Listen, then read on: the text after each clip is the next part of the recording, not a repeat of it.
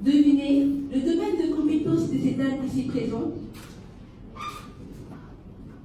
Laissez-moi vous le dire. Elles font respectivement génie civil, géologie, ingénierie des travaux télécoms. En citant ces métiers, vous avez sans doute pensé à un ami, à un frère, à un cousin. Vous avez pensé au masculin. Mais ces métiers sont-ils exclusivement réservés aux hommes? Vous conviendrez avec moi que les femmes sont les principaux leviers de l'économie domestique, du bien-être familial. Alors, leur rôle dans la société est indiscutable. Mon projet est structuré comme suit. Je débuterai par une introduction, les objectifs, les activités prévues, la méthodologie, les impacts socio-économiques et enfin par une conclusion. L'autonomisation des femmes, qu'est-ce que c'est? L'autonomisation, c'est l'action d'assurer l'autonomie, qui est la capacité de quelqu'un de ne pas dépendre d'autrui.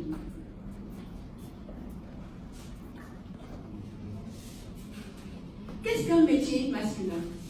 Un métier masculin est un métier où les femmes y sont sous-représentées à moins de 33%. L'autonomisation des femmes, les femmes restent les plus touchées par la discrimination, l'exploitation et les abus, les violences de tout genre. Ma solution est de leur proposer une autonomisation par la valorisation des métiers dits masculins, car je pense que cela est la clé de tout succès. Étant autonome et indépendante, elles pourront agir comme bon leur semble, sans attendre les revenus de quelqu'un, sans attendre d'ordre de quelqu'un, sans dépendre d'autrui. Ma zone d'intervention. J'ai choisi Dakar comme zone d'intervention.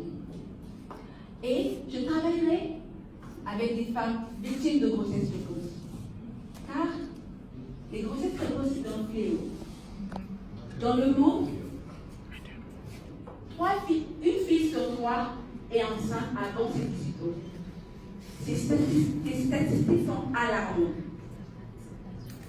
Il faut y remédier avant que le fléau ne s'agrandisse.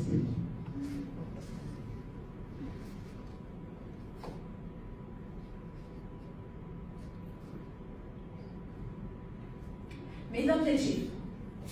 Mon objectif général est de permettre à ces femmes de devenir autonomes à travers une solution efficace qui leur permettrait d'avoir un revenu conséquent pour pouvoir nourrir leur enfant.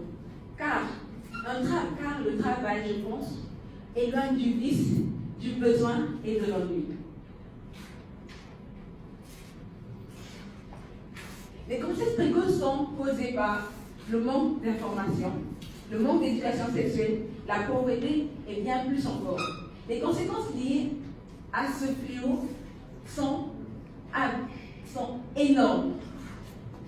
Les conséquences liées à ce fléau sont la pauvreté, les risques pour la femme, car étant enceinte, les mères de moins de 18 ans courent un grand risque.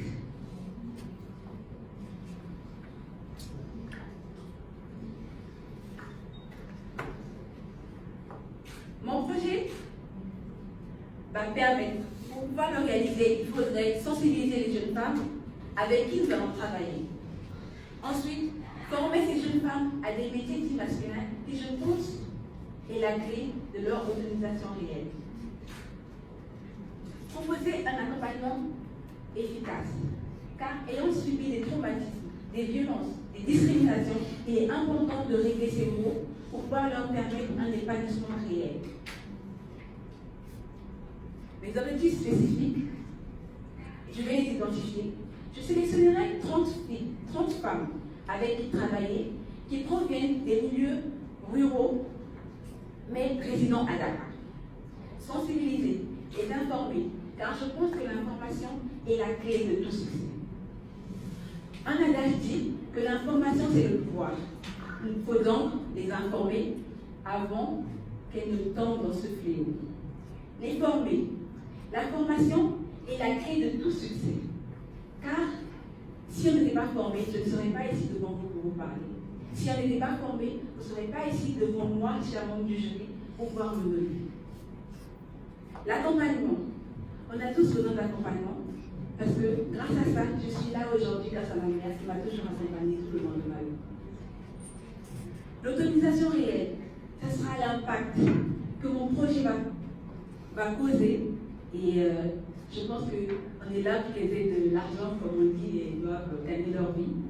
Il faudrait qu'ils soient réellement autonomes. Les activités prévues.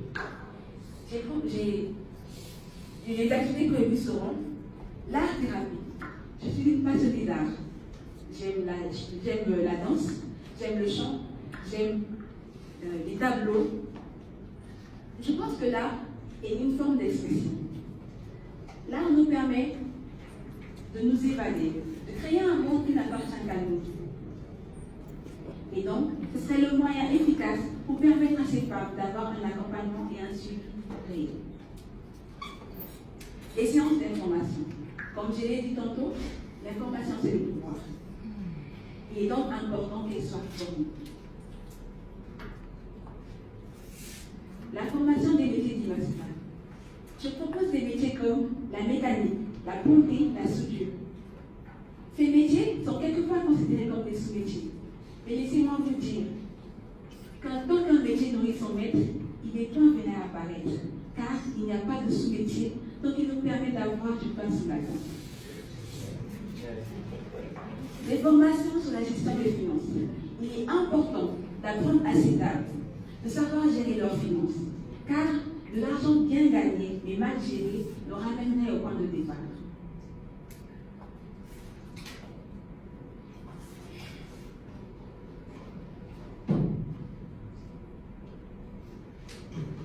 Les avantages des métiers dits masculins. Pourquoi j'ai orienté mon projet à ce niveau-là?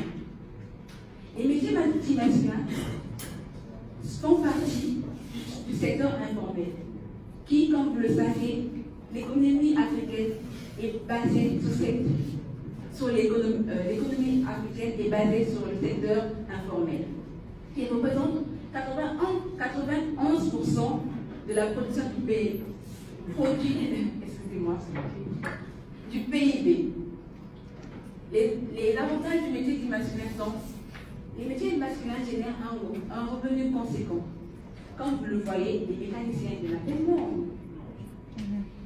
Les menuisiers, il y en a aussi beaucoup. La soudure. Tous les jours, nous construisons des maisons. Tous les jours, nous achetons des peintures. Il est donc important que ce secteur soit, je ne dirais pas envahi, mais qu'il y ait plus de mixité dans ces domaines. Le manque de mixité. Je viens de le dire tantôt, il est important que les femmes aient leur place dans tous les domaines. Le taux de chômage est faible, car je considère qu'un travail est l'activité qui nous permet d'avoir un revenu. Pas besoin d'être dans un bureau pour dire que je travaille.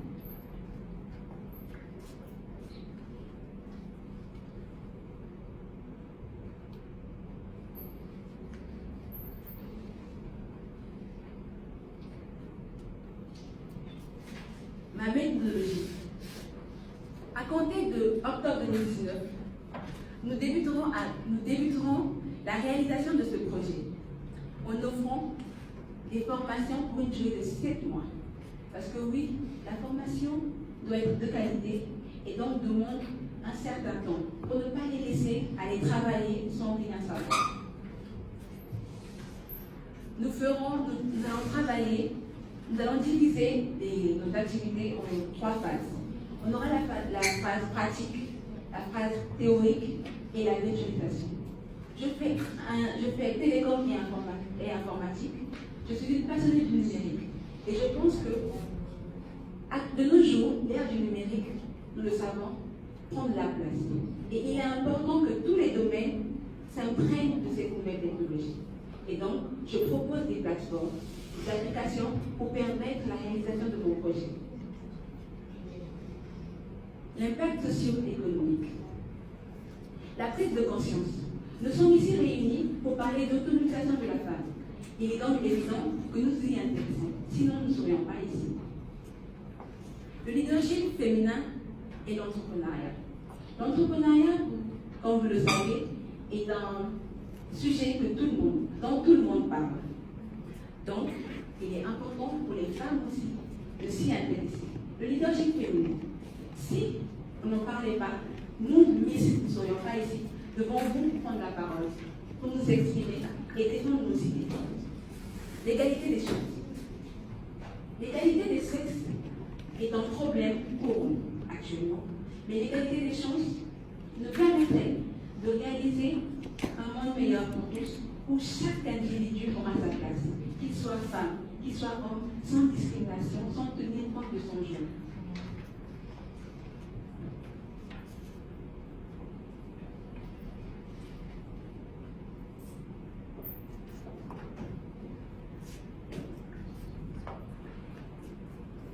Ce schéma résume en gros tout mon projet. Les défis masculins. Avec un environnement fiable, avec une économie pas très nette, actuellement, les femmes éduquées,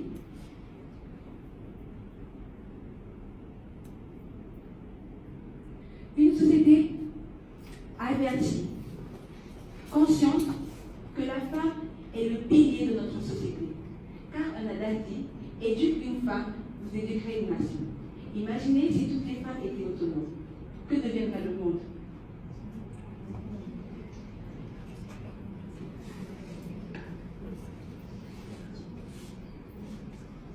Grâce à mon schéma, la sensibilisation, la formation, la participation et l'intégration des femmes est cruciale pour permettre d'éradiquer la pauvreté dans le monde et former un monde juste et meilleur pour tous.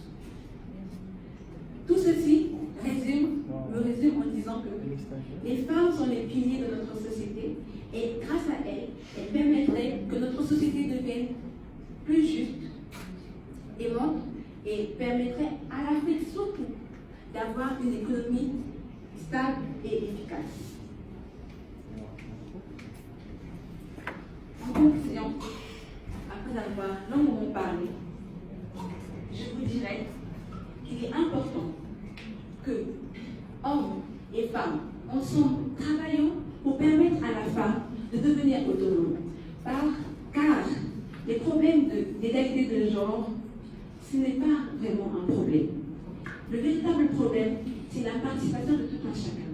Je peux être congolaise, je peux être sénégalaise, je peux être béninoise. Ce n'est pas le fait que je sois une femme qui m'empêche de faire quelque chose.